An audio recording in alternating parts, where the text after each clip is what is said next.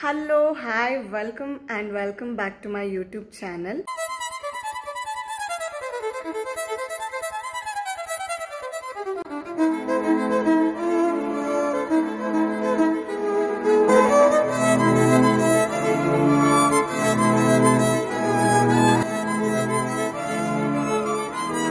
ಹೇಗಿದ್ದೀರಾ ಎಲ್ಲರೂ ಚೆನ್ನಾಗಿದ್ದೀರಾ ಅಂತ ಅನ್ಕೊಂಡಿದ್ದೀನಿ.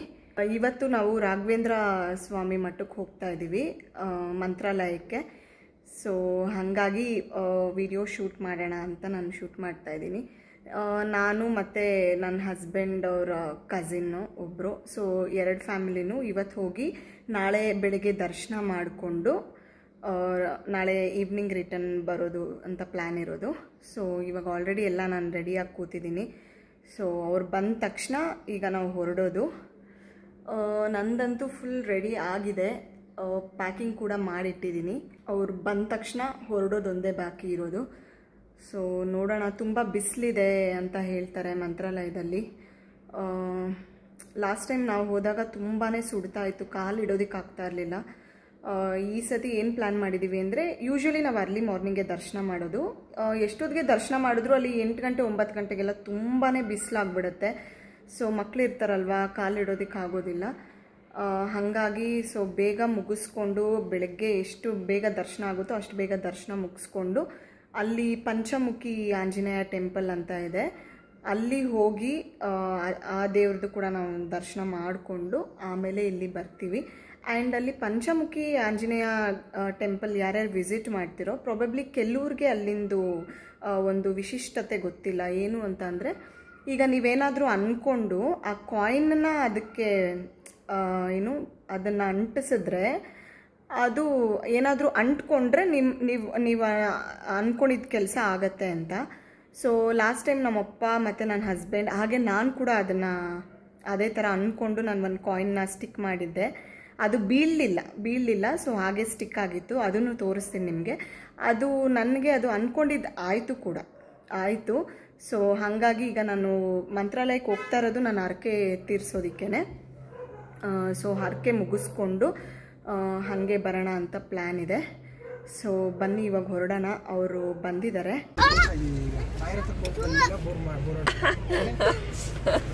ಎಲ್ಲಿ ಮೃಣಾಂಕ ಹಾಯ್ ಮಾಡಿ. ಹಾಯ್ ಮಾಡು. ಎಲ್ಲರೂ ಚೆನ್ನಾಗಿದ್ದೀರಾ? ಸಬ್ಸ್ಕ್ರೈಬ್ ಮಾಡಿದ್ದೀರಾ?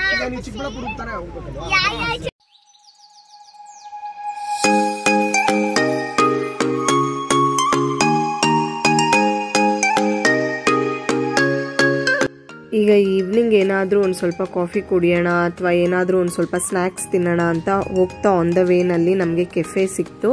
ಸೊ ನಿಲ್ಲಿಸ್ಬಿಟ್ಟು ನಾವಲ್ಲಿ ಸ್ವಲ್ಪ ಬರ್ಗರು ಮತ್ತು ಕಾಫಿ ಮತ್ತು ಮಕ್ಕಳು ಜ್ಯೂಸ್ ಎಲ್ಲ ಕುಡಿದ್ರು. ಎಲ್ಲ ಆರ್ಡ್ರ್ ಮಾಡಿಬಿಟ್ವಿ. ಬಟ್ ಆಮೇಲೆ ಟೇಸ್ಟ್ ಮಾಡಿದ್ರೆ ಅಂತೂ ನಮಗೇನೂ ಇಷ್ಟ ಆಗಿಲ್ಲ. ಅದು ಬರ್ಗರ್ ಅಂತೂ ತಿಂದಂಗೆ ಅನಿಸ್ಲಿಲ್ಲ, ಸಮಾಧಾನನೇ ಆಗಲಿಲ್ಲ ಯಾರಿಗೂ. ಆಮೇಲೆ ಕಾಫಿ ಮಾತ್ರ ಚೆನ್ನಾಗಿತ್ತು. ಕಾಫಿ ಒಂದು ಚೆನ್ನಾಗಿತ್ತು ಬಿಟ್ಟರೆ ಬೇರೆ ಇನ್ನೇನೂ ಚೆನ್ನಾಗಿರಲಿಲ್ಲ ಅಲ್ಲಿ. ಸೊ ನಮಗೆ ತಿಂದಂಗೆ ಅನಿಸ್ಲಿಲ್ಲ.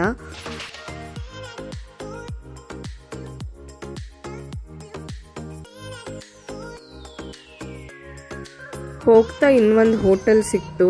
ಸೊ ಇಲ್ಲೇನಾದರೂ ಸ್ವಲ್ಪ ತಿನ್ನೋಣ ಅಂತ ಅಂದ್ಬಿಟ್ಟು ನೆನೆಸಿದ್ವಿ. ಇಲ್ಲೂ ಕೂಡ ಅದೇನೆ, ಏನೂ ಚೆನ್ನಾಗಿರಲಿಲ್ಲ. ಇವಾಗ ಇನ್ನೊಂದು ಊಟ ಬಂದಿದ್ದೀವಿ, ಇನ್ನೊಂದು ಊಟ ತಗೊಳಕ್ಕೆ. ಯಾಕೆ ಬಂದಿದ್ದು?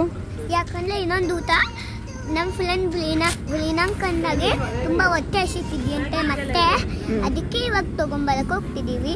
ಇವಾಗ ಬನ್ನಿ ಮೂಲನ ಹೋಟೆಲ್ ಹೆಂಗಿದೆ ಅಂತ. ಫೈನಲಿ ಮಂತ್ರಾಲಯಕ್ಕೆ ರೀಚ್ ಆದ್ವಿ.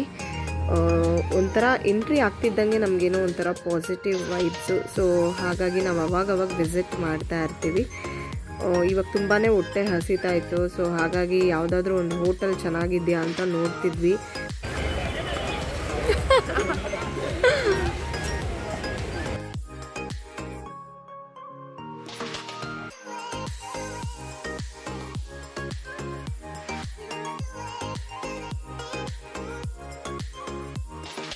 ಊಟ ಎಲ್ಲ ಮುಗೀತು. ಈಗ ನಾವು ಬುಕ್ ಮಾಡಿದ್ವಿ ವೈಷ್ಣವಿ ರೆಸಿಡೆನ್ಸಿ ಅಂತ ಹೋಟೆಲ್ಲು. ಸೊ ಈಗ ಅಲ್ಲಿ ಬಂದಿದ್ದೀವಿ. ನೀವು ಕೂಡ ಯಾರಾದರೂ ಮಂತ್ರಾಲಯಕ್ಕೆ ಬಂದರೆ ನಿಮಗೆ ರೂಮ್ಸ್ ಎಲ್ಲ ಚೆನ್ನಾಗಿರಬೇಕು ಅಂತಿದ್ರೆ ವೈಷ್ಣವಿ ರೆಸಿಡೆನ್ಸಿ ಅಂತ ಇದೆ. ಸೊ ತುಂಬಾ ಚೆನ್ನಾಗಿದೆ, AC ರೂಮ್ಸು ಎಲ್ಲನೂ. ನಾನು ಅದನ್ನು ಕೂಡ ತೋರಿಸ್ತೀನಿ ಹೇಗಿತ್ತು ಅಂತ. ಅಲ್ಲೂ ಕೂಡ ಎಲ್ಲ ಕಡೆ ರಾಘವೇಂದ್ರ ಸ್ವಾಮಿ ಫೋಟೋಸ್ ಹಾಕಿದ್ದಾರೆ. ಸೊ ತುಂಬಾ ಚೆನ್ನಾಗಿರುತ್ತೆ. ಹೋಟೆಲ್ ಕೂಡ ನೋಡೋದಕ್ಕೆ ತುಂಬಾ ಚೆನ್ನಾಗಿದೆ ಮತ್ತು ತುಂಬ ಕ್ಲೀನಾಗಿದೆ. ನೀವು ಕೂಡ ನೋಡ್ಬೋದು.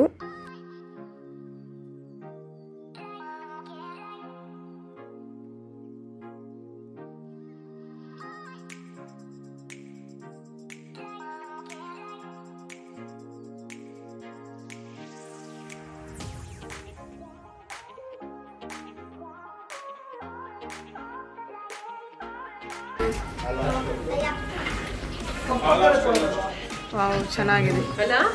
ಇಲ್ಲ ಆಪೋಸಿಟ್ ಆದ್ರೂ ಓಕೆ. ಇದು ಯಾವ್ದ್ರ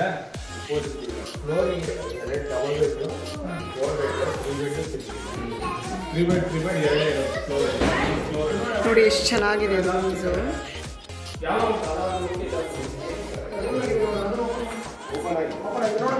ಯಾವುದು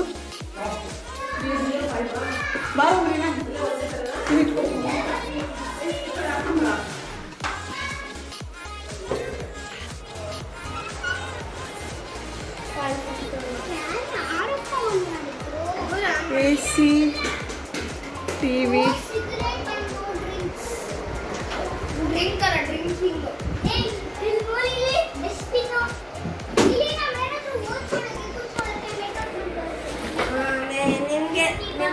ರೂಮ್ ಹೆಂಗಿದೆಯೋ? ಚೆನ್ನಾಗಿದೆ ಅಲ್ಲ? ಚೆನ್ನಾಗಿದೆ ಅಲ್ಲ? ಓಕೆ.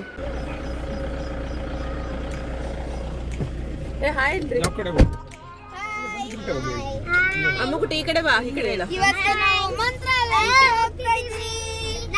ದರ್ಶನಕ್ಕೆ ಹೋಗ್ತಾ ಇದೀವಿ. ಎಲ್ಲಿ ಹೋಗ್ತಾ ಇದೀವಿ? ಮಂತ್ರಾಲಯಕ್ಕೆ ಹೋಗ್ತಿದೀವಿ. ದರ್ಶನಕ್ಕೆ. ನಾವು ಟೆಂಪಲ್ ಹತ್ರನೇ ರೂಮ್ ಬುಕ್ ಮಾಡೋದ್ರಿಂದ ನಮ್ಗೆ ತುಂಬಾ ಈಸಿ ಆಯಿತು. ಸೊ ಅಲ್ಲಿಂದ ಜಸ್ಟ್ ಒಂದು 100 ಮೀಟರ್ಸ್ ಅಷ್ಟೇ. ಸೊ ನೈಟ್ ಮಲಗಿದ್ದು ಬೆಳಗ್ಗೆ ನಾವು ಇವಾಗ ದರ್ಶನ ಮಾಡ್ತಾ ಇದ್ದೀವಿ.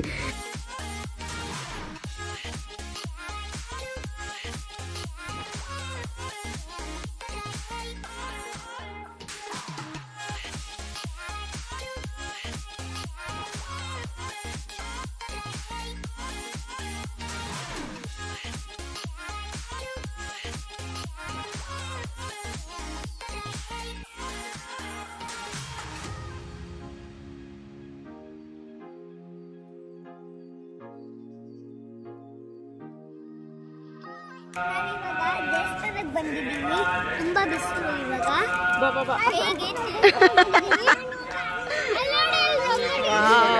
ಇದಂತೂ ತುಂಬಾ ಚೆನ್ನಾಗಿ ಮಾಡಿದ್ರು ಅವರು. ರಂಗೋಲಿಯಿಂದ ರಾಘವೇಂದ್ರ ಸ್ವಾಮಿನ ಅವರು ರಂಗೋಲಿಯಿಂದ ಬಿಡಿಸಿದ್ರು. ಸೊ ಸಖತ್ತಾಗಿ ಮಾಡಿದ್ರು. ನೋಡಿ ಎಷ್ಟು ಚೆನ್ನಾಗಿ ಮಾಡಿದ್ದಾರೆ ಅಂತ. ಸೇಮ್ ರಾಘವೇಂದ್ರ ಸ್ವಾಮಿ ಎದ್ದು ಬಂದಿರೋ ಥರನೇ ಇದೆ ಅದು. ಈಗ ನಾವು ಮೊದಲು ಮಂಚಾಲಮ್ಮನ ದರ್ಶನ ಮಾಡ್ತಾ ಇದ್ದೀವಿ. ಮಂಚಾಲಮ್ಮ ದರ್ಶನ ಆದಮೇಲೆ ನಾವು ರಾಘವೇಂದ್ರ ಸ್ವಾಮಿ ದರ್ಶನ ಮಾಡಬೇಕಾಗತ್ತೆ. ಇದು ಎಲ್ಲರಿಗೂ ಗೊತ್ತಿರುತ್ತೆ ಅಂತ ಅನ್ಕೊತೀನಿ.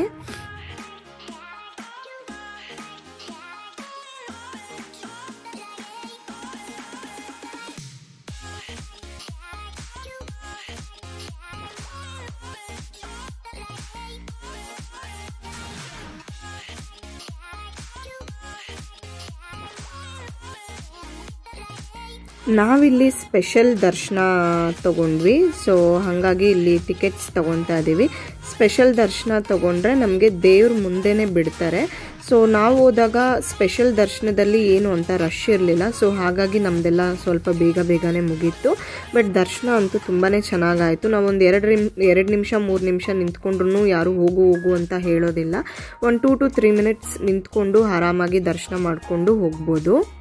ಹಾಗೆ ನಾವಿಲ್ಲಿ ದರ್ಶನ ಮುಗಿಸ್ಕೊಂಡ್ಮೇಲೆ ನಾವು ಹೋದಾಗಲೆಲ್ಲ ಪ್ರತಿ ಸತಿ ಇಲ್ಲಿ ಫೋಟೋಸ್ ತಗೋತೀವಿ. ನಾವು ಯಾವಾಗ ಹೋಗ್ತೀವಿ ಫೋಟೋಸ್ ತಗೊಂಡಿನೇ ನಾನು ಬರೋದು. ಅದೊಂದು ಮೆಮ್ರಿಗೋಸ್ಕರ.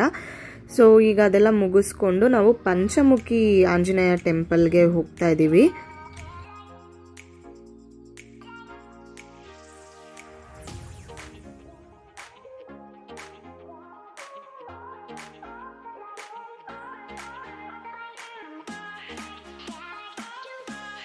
ನಾವಿವಾಗ ಇನ್ನೊಂದು ದೇವಸ್ಥಾನಕ್ಕೆ ಬಂದಿದ್ದೀವಿ. ಪಂಚಮುಖಿ ಆಂಜನೇಯ ದೇವಸ್ಥಾನಕ್ಕೆ ಬಂದಿದ್ದೀವಿ. ಅದು ಹನುಮಾನ್ ದೇವಸ್ಥಾನದೊಳಗಡೆ ತುಂಬ ಕೋಟಿಗಳೆಲ್ಲ ಇರುತ್ತೆ. ಊರಲ್ಲೇ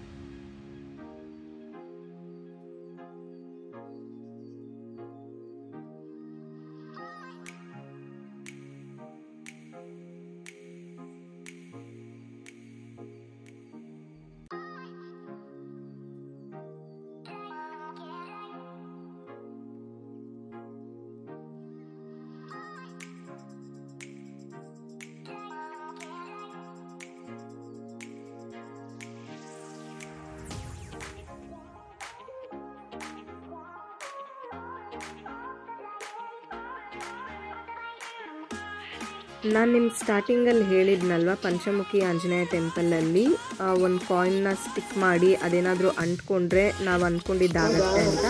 ಅದು ಇದೇನೆ.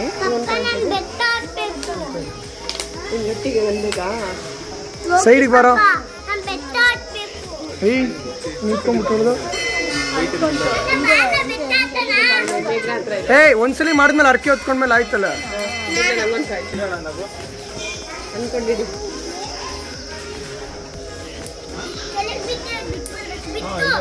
ಕೈ ಒಂದ್ಸಲಿ ಅಂಟ ಮೇಲೆ ಎತ್ಬಿಡ್ಬೇಕು ಕೈ.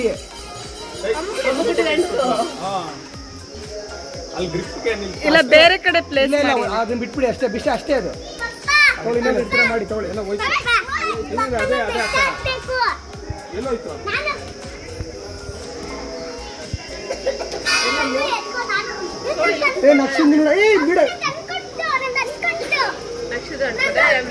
ಬಿಡೋ ಬಾರೋ.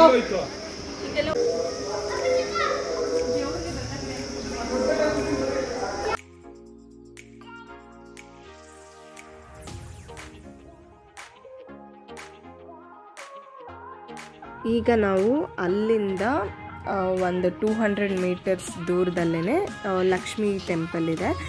ಸೊ ಇವಾಗ ಅಲ್ಲಿ ಹೋಗ್ತಾ ಇದ್ದೀವಿ. ತುಂಬಾ ಬಿಸಿಲಿತ್ತು, ಕಾಲಂತೂ ಸಖತ್ತು ಸುಡ್ತಾ ಇತ್ತು. ಅದು ಚಪ್ಪಲಿ ಬೇರೆ ಹಾಕ್ಕೊಂಡು ಹೋಗೋಂಗಿರಲಿಲ್ಲ.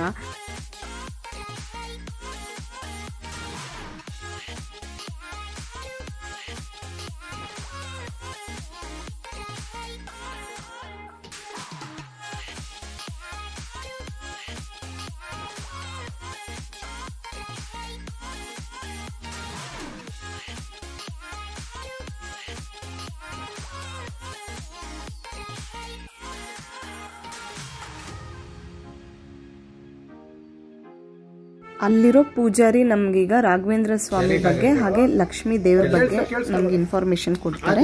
ಅದೇನು ಅಂತ ಕೇಳಿಸ್ಕೊಳ್ಳೋಣ ಬನ್ನಿ.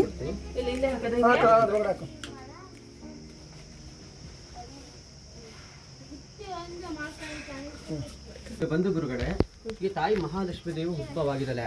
ಯಾರು ಪ್ರತಿಷ್ಠೆ ಮಾಡಿದ್ರಲ್ಲ ಲಕ್ಷ್ಮೀ ದೇವಿ ಉದ್ಭವ ಮೂರ್ತಿ ಮಹಾಲಕ್ಷ್ಮೀ ದೇವಿ ಸ್ವರೂಪಿಣಿ. ಮೊದಲು ನೀವು ಮಂತ್ರಾಲಯಕ್ಕೆ ಹೋಗಿ ಬಂದ್ರ? ಮಂತ್ರಾಲಯಕ್ಕೆ ಹೋಗಿ ಗುರು ರಾಘವೇಂದ್ರ ಸ್ವಾಮಿಗಳು ದರ್ಶನ ಮಾಡಿಕೊಂಡು ಆ ರಾಘವೇಂದ್ರ ಸ್ವಾಮಿ ಪಕ್ಕದಲ್ಲಿ ಕೂಡ ಒಂದು ಚಿಕ್ಕ ದೇವಸ್ಥಾನ ಇದೆ ಮಾಂಚಲಮ್ಮ. ಆ ಗ್ರಾಮ ದೇವತೆ ಮಾಂಚಲಮ್ಮ. ಇಲ್ಲಿ ಇರೋದು ಮಹಾಲಕ್ಷ್ಮೀ ದೇವ ಸ್ವರೂಪಿಣಿ. ಇನ್ನ ರಾಘವೇಂದ್ರ ಸ್ವಾಮಿಗಳು ಮಂತ್ರಾಲಯಕ್ಕೆ ಹೋಗೋ ಮುಂಚೆ ಮೊದಲು ರಾಘವೇಂದ್ರ ಸ್ವಾಮಿಗಳು ಇಲ್ಲಿಗೆ ಬಂದಿರೋದು ರಾಘವೇಂದ್ರ ಸ್ವಾಮಿ ಸುಮಾರು 400 ವರ್ಷ ಕೆಳಗಡೆ 16ನೇ ಶತಮಾನದಲ್ಲಿ ಮೊದಲು ಇಲ್ಲಿ ರಾಘವೇಂದ್ರ ಸ್ವಾಮಿ ಗರ್ಭಗುಡಿಯಲ್ಲಿ ಕುತ್ಕೊಂಡು 12 ವರ್ಷದಲ್ಲಿ ರಾಘವೇಂದ್ರ ಸ್ವಾಮಿ ಇಲ್ಲಿ ಬಂದು ರಾಘವೇಂದ್ರ ಸ್ವಾಮಿಗಳು ಮೊದಲು ಈ ತಾಯಿ ಹತ್ರ ಅನುಗ್ರಹ ತಗೊಂಡ ನಂತರನೇ ಆ ಪಂಚಮುಖಿ ಆಂಜನೇಯ ಸ್ವಾಮಿ ಹತ್ರ ಗರ್ಭಗುಡಿಯಲ್ಲಿ ಅಲ್ಲಿ ಕುತ್ಕೊಂಡು ರಾಘವೇಂದ್ರ ಸ್ವಾಮಿ 12 ವರ್ಷದಲ್ಲಿ ತಪಸ್ಸು ಮಾಡಿದಾರ. 16ನೇ ಶತಮಾನದಲ್ಲಿ ತಪಸ್ಸು ಮೆಚ್ಚಿಕೊಂಡು ಆಂಜನೇಯ ಸ್ವಾಮಿ 5 ಮುಖದಲ್ಲಿ ಪ್ರತ್ಯಕ್ಷ ಆಗಿ ಅಲ್ಲಿ ಉದ್ಭವ ಪಾದಗಳಿದ್ದ ಮೇಲೆ ಆಂಜನೇಯ ಸ್ವಾಮಿ ಪಾದಗಳು ನಮಸ್ಕಾರ ಮಾಡಿ ಬಂದ್ರ. ನೀವು ಅಲ್ಲೇ ಆಂಜನೇಯ ಸ್ವಾಮಿ ನಿಂತು ರಾಘವೇಂದ್ರ ಸ್ವಾಮಿಗಳಿಗೆ ಮಂತ್ರಾಲಯಕ್ಕೆ ಹೋಗಲಿಕ್ಕೆ ದಾರಿ ತರಿಸ್ಕೊಟ್ಟಿದ್ರು. ಮಧ್ಯದಲ್ಲಿ ಆಂಜನೇಯ ಸ್ವಾಮಿ, ನರಸಿಂಹ, ಗರುಡ, ಅಯ್ಯಗ್ರೀವ, ವರಹ 5 ಮುಖದಲ್ಲಿ ಆಂಜನೇಯ ಸ್ವಾಮಿ ಇಲ್ಲಿ ರಾಘವೇಂದ್ರ ಸ್ವಾಮಿಗಳಿಗೆ ದರ್ಶನ ಕೊಟ್ಟಿದ್ದಕ್ಕೆ ಪಂಚಮುಖಂತ ಚೈತ್ರ ಸ್ಥಾನಕ್ಕೆ. ಪಂಚಮುಖ ಅಂದ್ರೆ ಇದು ರಾಯರದು ತಪಭೂಮಿ. ಇದು ತಿರುಪತಿ ವೆಂಕಟೇಶ್ವರ ಸ್ವಾಮಿ, ಲಕ್ಷ್ಮೀ ದೇವಿ, ಆಂಜನೇಯ ಸ್ವಾಮಿ, ರಾಘವೇಂದ್ರ ಸ್ವಾಮಿಗಳು ಇವರೆಲ್ಲರ ಹತ್ರ ಆಶೀರ್ವಾದ ಪಡ್ಕೊಂಡ ಮೇಲೆನೆ ರಾಘವೇಂದ್ರ ಸ್ವಾಮಿಗಳು ಹೋಗಿರೋದು ಮಂತ್ರಾಲಯಕ್ಕೆ. ಅಲ್ಲಿ ಇರೋದು ಗ್ರಾಮ ದೇವತೆ ಮಾಂಚಲಮ್ಮ ತಾಯಿ. ಆ ಯಮ್ಮ ಇರ್ಲಿಕ್ಕೆ ಸ್ಥಳ ಕೊಟ್ಟಿದ್ದಲ್ಲ ರಾಘವೇಂದ್ರ ಸ್ವಾಮಿಗಳಿಗೆ. ಆ ಮಾಂಚಲಮ್ಮ ಸ್ಥಳದಲ್ಲೇ ಮಂತ್ರಾಲಯದಲ್ಲಿ ರಾಘವೇಂದ್ರ ಸ್ವಾಮಿಗಳು ಬೃಂದವನಸಾಗಿ ಕುತ್ಕೊಂಡಿದ್ದಾರಲ್ಲ, ಜೀವಂತವಾಗಿದ್ದಾರೆ. ಇನ್ನು ಈಗಲೂ ಕೂಡ 700 ವರ್ಷ ಆಯುಷ್ಯ ಇರೋದು ರಾಘವೇಂದ್ರ ಸ್ವಾಮಿಗಳಿಗೆ. 353ನೇ ರಾಘವೇಂದ್ರ ಸ್ವಾಮಿಗಳದ್ದು ಆರಾಧನಾಗಿದೆ. ಆರಾಧನೆ ಅಂದ್ರೆ ಅದು ವಯಸ್ಸಿರೋದು ರಾಗಿರೋದು. ಇನ್ನು ಉಳಿದಿರೋದು ಬಾಕಿ 347ವರೆಗೂ ಹಾಗೆ ಮಂತ್ರಾಲಯದಲ್ಲಿ ಬೃಂದಾವನಿಗೆ ಕೂತ್ಕೊಂತಾನ ರಾಘವೇಂದ್ರ ಸ್ವಾಮಿಗಳು. ನೋಡಿ ಈಗ ದೀಪ ಹಚ್ಚಿ ತೋರಿಸ್ತಾರ. ಇಲ್ಲಿ ನೋಡಿ ಈ ಪಕ್ಕದಲ್ಲಿ ಶಂಖ ನೋಡಿ, ಆ ಪಕ್ಕದಲ್ಲಿ ಚಕ್ರ ನೋಡಿ, ಶಂಕು ಕೆಳಗಡೆ ಗಜ ಇದೆ. ಈ ದೇವಿ ಅವತಾರದಲ್ಲಿ ರಾಯರಿಗೆ ದರ್ಶನ ಕೊಟ್ಟಿರೋದಂತ ಮಹಾಲಕ್ಷ್ಮೀ ದೇವಿ. ಶಂಕು ಚಕ್ರ ಗಜ ಹಸ್ತ ಉದ್ಭವ ಆಗಿದ್ರೆ ಮಹಾಲಕ್ಷ್ಮೀ ದೇವಿ. ಪ್ರಾರ್ಥನೆ ಮಾಡ್ಕೊಳ್ಳಿ. ಸರ್ವ ಮಂಗಳ ಮಂಗಲ್ಯ ಶ್ರೀ ಸರ್ವಾರ್ಥದ ಆದಿಕೆ ಶರಣ್ಯತ್ರ ನಮಿಕೆ ಗೌರಿ ನಾರಾಯಣ ನಮಸ್ತೆ. ಲಕ್ಷ್ಮೀ ರಮಣ ಗೋವಿಂದ ಗೋವಿಂದ. ಇಲ್ಲಿ ಲಕ್ಷ್ಮೀರು ಪ್ರತಿನಿತ್ಯ ಗುರುಪೀಠಗಳ ಬಂದು ಪೂಜೆ ಮಾಡ್ಕೊಂಡು ಹೋಗ್ತಾರ. ಈಗ ಪೂಜೆ ಮಾಡಿತಿರೋದು ಗುರುಪೀಠಗಳ ಬೀಜಾಕ್ಷರದಿಂದ ಬರೆದಿರೋದು ಶ್ರೀಚಕ್ರ ಯಂತ್ರದ ಮನೆಗೆ ಕೊಡ್ತಾ ಇದ್ದಾರ. ಮನೇಲಿ ದೇವರ ಫೋಟೋದಲ್ಲಿ ಇಟ್ಕೋಬಹುದು, ಮನೇಲಿ ಆಫೀಸ್ ಇಟ್ಕೋಬಹುದು, ಮನೆ ತಲಬಾಲೆ ಕಟ್ಕೋಬಹುದು, ಬಿಸಿನೆಸ್ ಇಟ್ಕೋಬಹುದು, ಫ್ಯಾಕ್ಟರಿ ಇಟ್ಕೋಬಹುದು, ಎಲ್ಲದಕ್ಕೂ ಅನುಕೂಲ ಆಗುತ್ತೆ. 101 ರೂಪಾಯಿ ಕಾಣಿಕೆಯನ್ನು ಕೊಟ್ಟು ಪೂಜೆ ಆಗಿದ್ದು ನೀವು ಹೆಸರು ಮಾಡಿ ಅರ್ಚನೆ ಮಾಡಿ ಕೊಡ್ತಾರ. ಮಹಾಲಕ್ಷ್ಮೀ ದೇವಿ ಸಂಕಲ್ಪ ಮಾಡ್ಕೊಂಡಿದ್ದು ಮನೆಗೆ ಅರಕೆ ಕೊಡ್ತಾರೆ ಅಮ್ಮ. ಟೆಂಪಲಿಂದ ಹೊರಗೆ ಬರ್ತಿದ್ದಂಗೆ ಇಲ್ಲೊಬ್ರು ಗಿಣಿ ಶಾಸ್ತ್ರ ಹೇಳ್ತಿದ್ರು. ಸೊ ಅವ್ರ ಹತ್ರ ಸ್ವಲ್ಪ ಶಾಸ್ತ್ರ ಕೇಳೋಣ ಅಂತ ಕೇಳಿದ್ವಿ. ಇರೋದನ್ನೇ ಅವರು ಹೇಳಿದ್ರು, ಕರೆಕ್ಟಾಗಿ ಹೇಳಿದ್ರು. ಕೇಳಿಕೊಂಡು ಅಲ್ಲಿ ಮಕ್ಕಳೆಲ್ಲ ಸ್ವಲ್ಪ ಗಿಣಿ ಇಟ್ಕೊಂಡು ಆಟ ಆಡ್ಕೊಂಡು ಗಿಣಿ ಜೊತೆ ಎಂಜಾಯ್ ಮಾಡ್ತಿದ್ರು.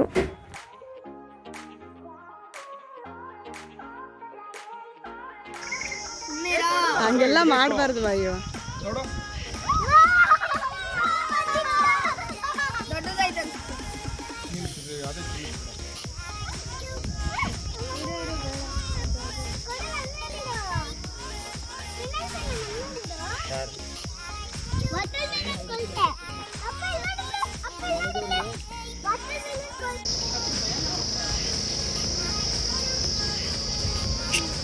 ದರ್ಶನ ಎಲ್ಲ ಮುಗಿಸ್ಕೊಂಡು ಹೋಟೆಲ್ಗೆ ಬಂದು ಸ್ವಲ್ಪ ರೆಸ್ಟ್ ಮಾಡಿಕೊಂಡು ಲಗೇಜ್ ಎಲ್ಲ ಕಾರಲ್ಲಿಟ್ಟು ಇವಾಗ ನಾವು ಮನೆಗೆ ಹೊರಡ್ತಾ ಇದ್ದೀವಿ. ಇದಾಗಿತ್ತು ಇವತ್ತಿನ ವ್ಲಾಗ್. ಹೋಪ್ ನಿಮಗೆಲ್ಲ ಇಷ್ಟ ಆಗಿದೆ ಅಂತ ಅಂದ್ಕೊತೀನಿ. ಯಾರೆಲ್ಲ ಸಬ್ಸ್ಕ್ರೈಬ್ ಮಾಡದೆ ನೋಡ್ತಾ ಇದ್ದೀರೋ ಈಗಲೇ ಸಬ್ಸ್ಕ್ರೈಬ್ ಮಾಡಿ ಅಂತ ಹೇಳ್ತಾ thank you so much for watching my video.